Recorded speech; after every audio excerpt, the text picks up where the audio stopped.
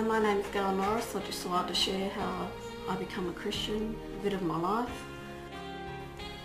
When I was growing up, I had a great upbringing. My mum was the best mum in the whole world. I never had nothing really to complain about. She was excellent. I had 4 sisters and 2 brothers. But even though I had a great upbringing, I used to feel that there was something missing in my life. Sometimes I'd go to bed and think I'd cry myself to sleep, and Mum would come in and say, "What's wrong, Gail?" And I'd say, "There's got to be more to living.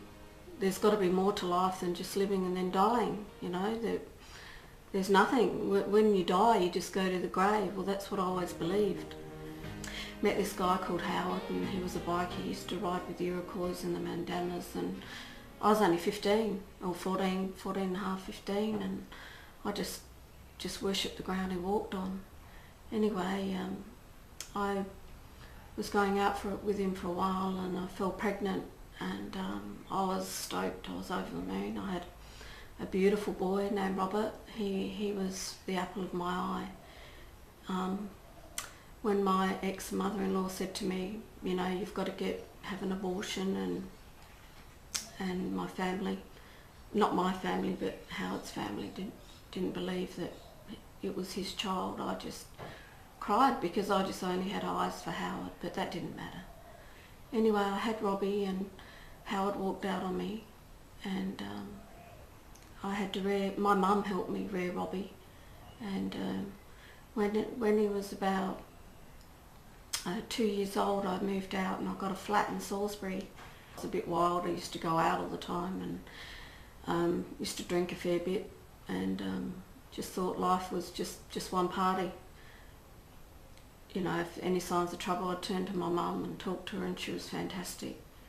And then, but sometimes I just used to cry myself to sleep and think, what is there in life? You know, you just live, and you build a house, you build a marriage, you've got your kids, and then you die. But Mum used to say to me, "Don't cry, Gail," and she used to hug me and comfort me back to sleep, and I just thought there must be something more to life than what there is. Anyway, there was this guy that came around, and I don't know how I met him, but he came up to me and he said, look Gail, would you like to give your life to Jesus?" And I said, "What, who's Jesus? What's God about, you know?" And I said, "I don't know." And I said, "Oh, okay then." You know, I could see my life was in turmoil because Howard left me, and had a little boy, and I just thought, well, I suppose I've got nothing to lose. Anyway, I gave my heart to God, and I started going to, it was Clemsic back then, and I met heaps of friends, and friends that I'd met that were Christians and not in the world, not like I was used to. So anyway, I went on with it for a while, and then I thought, well, no, it's too hard. I can't drink, I can't go out, I can't do anything. I can't follow this life that me to follow. So that was it for a little while, and then my friend Christine came, and I went into a bit of a depression. She said, "Look, Gail, why don't you come to Whyalla for a holiday?" And I said, "Look, I don't want to go to Whyalla. I've got my house set up and my little boy and stuff like that." And she said, "Look, you can stay with me for a while." So anyway, I went to Whyalla, and I used to sometimes cry myself to sleep and think, God, I just want somebody to love me, because my ex, he was a fantastic guy, don't get me wrong, but we weren't compatible. He loved me, but he never ever showed it. He never said, "Gee, you're beautiful, Gail," or "You got beautiful ways," or uplift me or anything. And I just thought I was worth nothing. So anyway, I went to Whyalla for a holiday, and I met a few people, and in the back of my mind I knew that I'd gone away from God, and I felt so sad inside. But anyway, I met a guy called Trevor, and I met him down the back lane of his house, and I looked at him and I thought, oh, you're gorgeous. Then he had hair and long curly hair, and he was absolutely gorgeous. And I said to him, you know, he looked at me, and I'd put on a lot of weight. I was about 12 stone, and I just let myself go a bit, you know. And anyway, he said one thing led to another, and he said, would you like to go out with me? So I started going out with you, and I said, but before this relationship starts, if you don't accept my son, I don't want to barrack you. And anyway, I watched him. He played with Robbie, and he played games, and he just loved him, just truly loved him. And anyway, I thought, well, I had my own house in Whyalla, and I thought, he said, look, can we live together? He said, so we started living together, and one thing led into another. I kept drinking, and he drank as well, and Trevor he was a beautiful man, don't get me wrong, but he had a violent temper in drink, and he was very possessive of me, and which was beautiful. That was everything I prayed for. Not possessiveness, but loving and things like that. But we lived our life in Whyalla for about a year, I think it was, and then he started hitting the drink more because he was unemployed, and I said, look, you know, I was a Christian, and I think we should do it God's way. And he goes, no, I can't marry you, girl, because I haven't got a job. And anyway, I fell pregnant to my beautiful, beautiful son Aaron, whom I love dearly. I love all my boys. And I had a very hard labour with Aaron. He was a big boy. He was nearly 9 pound. And I brought him into the world, and he brought me great joy. He's a beautiful kid. And anyway, it was one day, I think it was a Friday, and I went to the letterbox, and I found this thing where it said an ex-policeman and a criminal are going to preach at this little gospel church. And I said to Trev, he goes, yeah, girl, we'll go. Well, before knowing that, Trev had given his heart in 78, the same year as I gave my heart to the Lord in 78. So we did, you know, we said, all right, we'll go. But that day, on Sunday morning, I got a violent migraine, and it was just the enemy. It was the devil trying to say, you know, don't go. And in the end, I went, and I felt quite ill. And anyway, I went, and we sat towards the back of the church, and no one would know us or recognise us or anything, which we never knew anyone there anyway. And this preacher started preaching, and he looked at Trevor, and he said, you, the man with the moustache. And Trevor looked around as if to say, well, who's he talking about? And it was Trevor he was not pointing at, but he directed his what he was going to say. He said, the Holy Spirit's told me you've got a violent temper, and from today onwards God is going to reach and deliver you from that temper. Well, it was like a dream come true. They prayed over Trevor, and they prayed over me. And I have known Trevor for 24 years, and he has never been violent like he was back then. Anyway, to cut a short story, Trevor and I went home that night, and I said, you know, we've been living in sin for a year, and it's been bedlam. You're going to have to move out. It was actually, getting off the track a bit, it was Pat. Pat came to me and said, Gail, you know the word of God. You gave your heart to the Lord. You know that it is better to marry than to burn. And I thought, yeah, I knew in the back of my mind what I was doing, and I said, yeah. Well, Trevor said, will you marry me, Gail? I can't live without you. We can't live in separate homes. And I said, okay. Trevor's mother, who is such a beautiful mother, a fantastic grandmother, she was the best. She worked side by side with me, and funny because Trevor's ex-fiance said to me, you can borrow my wedding dress, Gail. We were about the same size back then. Trevor's mother, who is such a beautiful mother, a fantastic grandmother, she was the best. She worked side by side with me, and we made sponges, we made we made salads and we did everything, and as it happened, God, everything flowed. I never had a wedding ring, and Trevor, he did give me a friendship ring, and I wore that. And then we got married on December the 5th. The preacher that married us, his wife made me a beautiful heart wedding cake, and with red roses on it, and we got married, and it was the most beautifulest day of my life. And this is why I'm saying that those that live together and they're not married, that it just doesn't work out. We've now been married for about 24 years, and I have 4 boys, 3 to Trevor, Aaron, my beautiful Jared, and Andrew. Andrew was a healthy baby boy. He was born at 8 pounds. He was just, I lost the one before, and I thought, I just wanted to get pregnant straight away, so I had Andrew. And anyway, Andrew was a healthy boy, and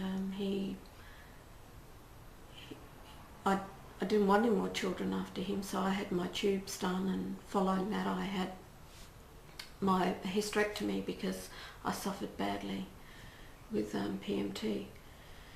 Anyway, about when Andrew was 1, he was in the pusher, and he fell out of the pusher and become unconscious, so Trevor and I rushed him up to the hospital, and he was unconscious for I don't know how long.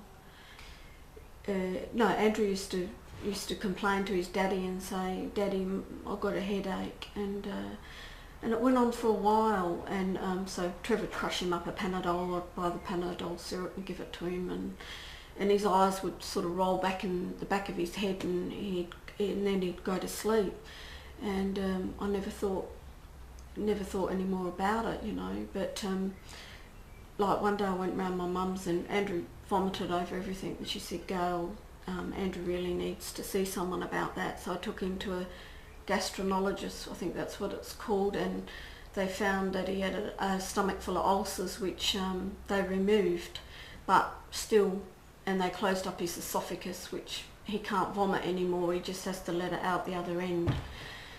And but still he wasn't getting any better, until one day that he goes, "Mummy, I don't feel well," and Trev was at work, he worked at STA, and he took the car to work, and I went in my room, and I just started crying, and I said, "God, you've got to help." I said, "I can't cope.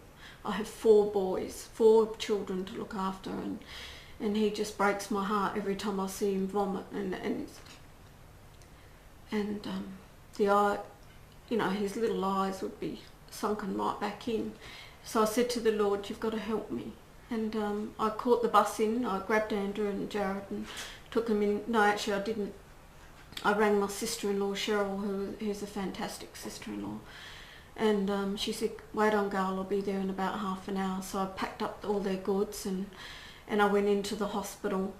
And anyway, it wasn't long before the doctor seen me, and they, not me, but Andrew, and they said, "Andrew," and they put a little thing which they put inside the eyes, and he's had a fair bit of stigma in his eyes, and his eyes were rolling around, and they said, "Oh, this doesn't look too good." So and he couldn't keep awake, so they said, "We're going to admit him into hospital." Anyway, Cheryl said, "No, come on, Gail, you come home, you need a break, and you're mollycoddling too much." And I said, "No, Mother, mollycoddles their child too much." So I went home, and that night Trevi went off to, he went to Wing Chun. He used to do physical exercise and stuff like that. And the phone rang, and it was little Andrew, and he goes, because he was 6, he says, "Mummy, can you come into the hospital? I don't want to stay on my own." He was sobbing his little heart out, and I said, "Of course I will, Angie, babes." So I packed up my toothbrush and my toothpaste and my nightie and just a set of clothes, and so I went in, and a bit before that I said to Robbie and Aaron, I said, "Can you look after your brother Jared? Daddy will be home in about an hour. So that's what they did. And the night went past and I slept with Andrew in the bed right next to him, and that was okay by the nurses. And I had my Bible, I was reading my Bible, and this doctor, he wasn't a regular there apparently. He was a doctor that just came in for the day or something, I can't really remember. And he said to Andrew, "Can you walk in a straight line, Bubby?" And he looked at him and he was like a floppy doll. And they said, "That's okay, Andrew." And they said, "Can we look in your eyes, darling?" And they looked in his eyes and they was rolling around his head. And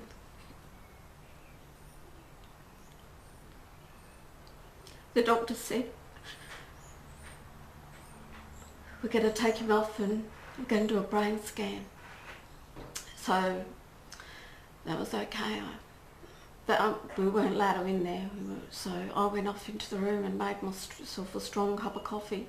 Back then in the children's you had to go across the road, and that's where they did the x-rays, you know, on the brain. And I was praying, and my whole church was praying as well, and which is paradise. And they said to me, I went off, and the doctor came back, and Dr. Henier, who is a brilliant brain surgeon, he said, "Gail," he said, "I haven't got very good news." And I said, "He's not going to make it, is he? There's something desperately wrong." And they said, "Andrew has a brain tumour. He has, it's about that size in the back of his head, and we don't give him not much chance of living, so if you've got anyone that wants to come up and say goodbye to him or whatever." And he said, and I said, "Yeah," I said, "Can I please ring my husband?" And I rang Trevor at work. Well, I think he broke every rule in the book to get there. And we were praying, and Robbie actually rode his motorbike up, and all my boys were there, and they said, "Look, you know, we don't give him much chance to live because it was a astrocytoma tumour, which does with the coordination, and that's why Andrew's head was to one side, because he was totally out of whack." And they said, "But Gail, we will operate." Dr. Henier comforted me and he said, "Look, we will operate." Dr. Henier comforted me and he said, "Look, we don't give you much chance, but we will operate." And so and on I think it was June the 10th, I'm not real sure now, and they operated, and he went into the room, and it was a 5-hour operation. His head was down like that, and they cut the tumour out. The blood gushed out everywhere. It just poured out, and that's what made Andrew's head go to one side, was the build-up of the blood in his brain, and that's what weighed his head down. But he was such a strong little boy. But before that, Pastor Derek, he's a beautiful man. He's our preacher. He preaches at our church, and before that he used to work with Trevor at the NWS, and he's just grown so much. He took the time out and he came to our church, came up to the hospital, and he anointed Andrew with oil. And he said, "Father God, by your stripes Andrew is healed." And we claim that. We claim by the blood of Jesus that he was going to be healed. And there was about 2,000 people praying for Andrew, and all around the world. We put him on a prayer chain. And to cut a long story short, Andrew, Trevor and I went up to intensive care, and Dr. Henier walked out, and he is such a beautiful man. He doesn't speak much, but he just nodded his head like that, and I just said thank you. And we said, "Can we go and sit with Andrew?" And he was in intensive care, and so we went and sat with him. and Andrew looked up not long after he'd had the operation, and he smiled. And it was further on in that day, Andrew sat up. He actually sat up and he smiled, and he was talking to his daddy. And they said there was no hope, but in Jesus there was hope. He was only in hospital for I think it was another 6 or 7 days for the clearance to be able to come home. And getting off the track a little bit, I stayed in that hospital, I think it was 15 days, and the nurses said to me, go downstairs, go outside. But no, I wouldn't leave Andrew's side, and I believe that was part of his healing as well, to know that a child needs to know that they're loved. And Andrew knew that his mummy and daddy loved him, and there were people praying for him. I would like to say that those that think there is no hope, there is hope. And my little boy, who was 6 back then, is now 16. He is a strong, healthy boy who loves Jesus with all his heart and all his soul. And he comes every Sunday to church. And he's just a walking miracle. And that's all I'd like to share on Andrew's story and my life. And I just pray that maybe this could reach someone that's going through hard times, or just wants to know that there is a God. Well, I'm telling you right here and now that Jesus is the one. He's the only one. I thought I heard angels cry. Hi, I'm Andrew. I'm the walking miracle, and don't think God can't heal you, because he can. I thought I heard angels cry. Thought I heard angels cry. Thought I heard the